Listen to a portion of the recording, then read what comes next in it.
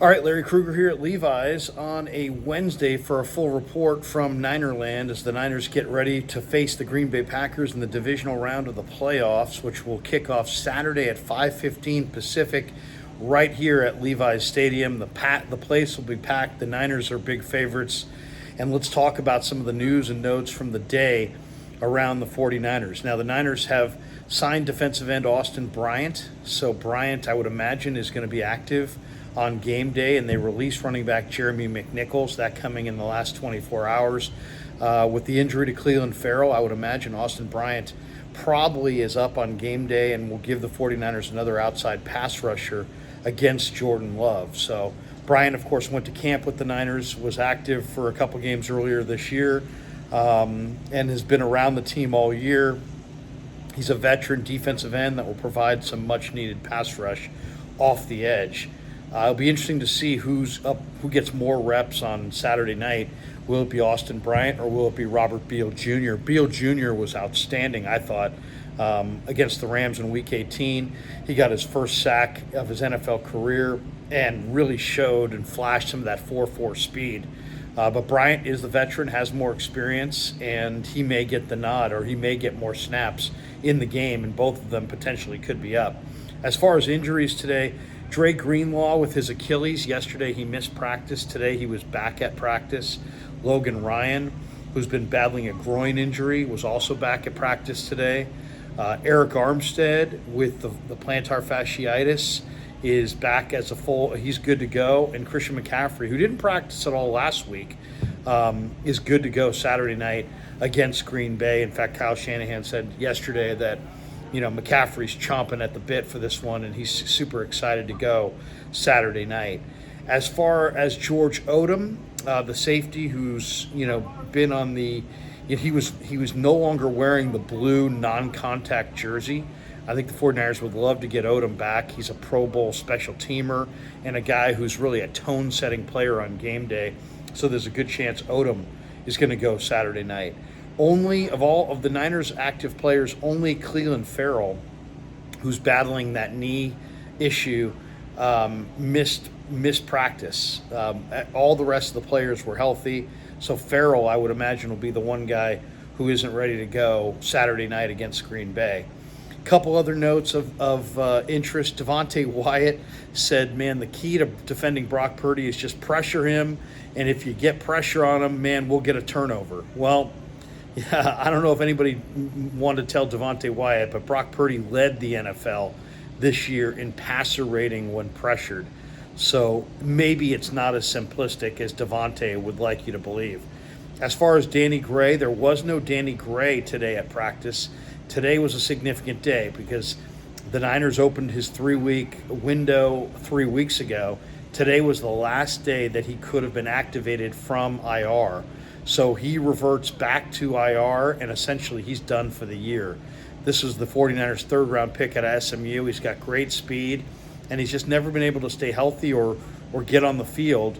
It'll be interesting to see what his future entails because he's a talented player.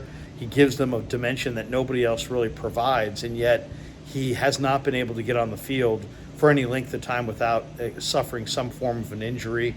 And now he's just getting caught up in a numbers game where he's having a hard time beating out any of the other receivers for a spot on the roster. As far as Green Bay goes, man, they come into this game with Jordan Love playing great football. He looked great against Dallas. He's thrown 21 touchdowns and 1 interception in his last 9 games. And as far as the highest graded quarterbacks from Wild Card Weekend, it was Jordan Love at 92.5. He was the highest graded quarterback from PFF, followed by Matthew Stafford, number 2, Josh Allen, number 3, and Patrick Mahomes, number 4. Man, as far as, this game on Saturday night, this is the 49ers who are rested and ready, but Bill Barnwell says that the Niners are the third oldest team, by the way he looks at things, in the NFL. So their window is definitely closing, you would think, even though Brock Purdy's young, Kyle Shanahan is relatively young. But this is an opportunity that they really do need to take advantage of. Green Bay is one of the youngest teams to reach the playoffs, really in the Super Bowl era. So the Niners do have a decided advantage experience-wise and rest-wise. You kind of wonder, though, in this game, how much of a factor that's really going to be. Why? Well, Green Bay's so young that they may not even realize, it's like the old saying, you don't know what you don't know. Green Bay might be in that realm where they're just like such a young football team that they don't even realize that they have a lack of experience and that they maybe are ahead or in this moment a little bit before their time. So there's that. And then there's the travel factor and the fatigue factor. Green Bay traveled from Green Bay to Dallas and then got on the plane and went from Dallas back to Green Bay.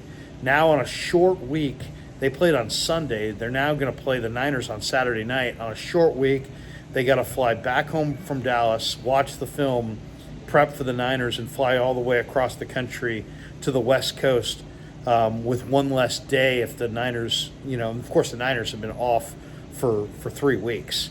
So does that impact this game on Saturday night or not? It may not.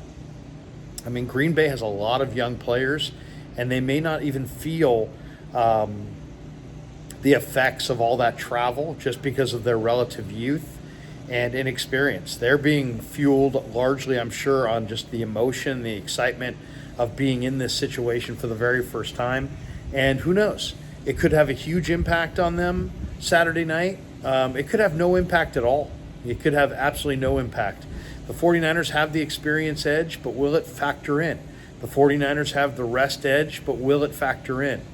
And then one thing I think that has to be mentioned today is that Mark Chmura, the former Packer tight end, who's got his own demons in his closet from days gone by, he went on a radio show or a podcast and advocated that Green Bay, it might be in their best interest to take a late hit penalty on Brock Purdy just to deliver a message.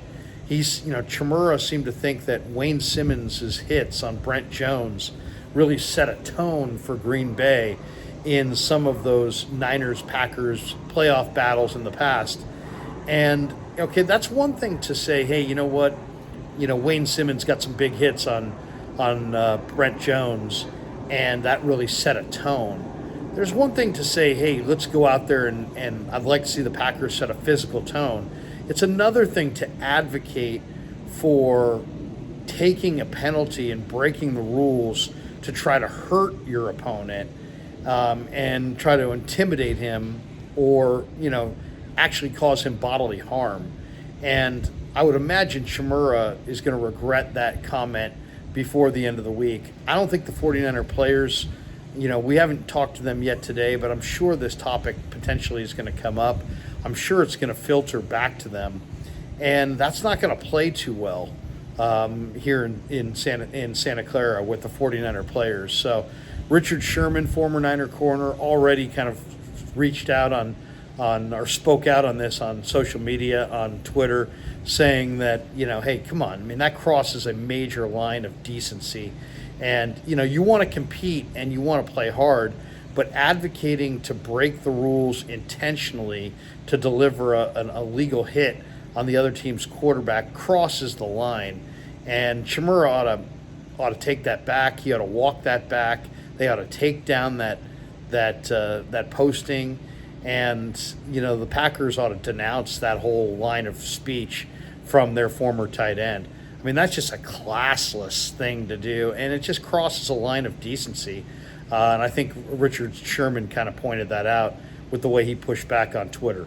All right, you're fully updated from Santa Clara. We're going to talk later today with Steve Wilks, Chris Forster, and Brock Purdy, and then we'll go inside the locker room and do a few more interviews with the players as we get you ready for Saturday night. The Niners and the Packers, and the winner's moving on, and the loser is going home. Thanks to Pig and a Pickle for being the title sponsor of the Krug Show.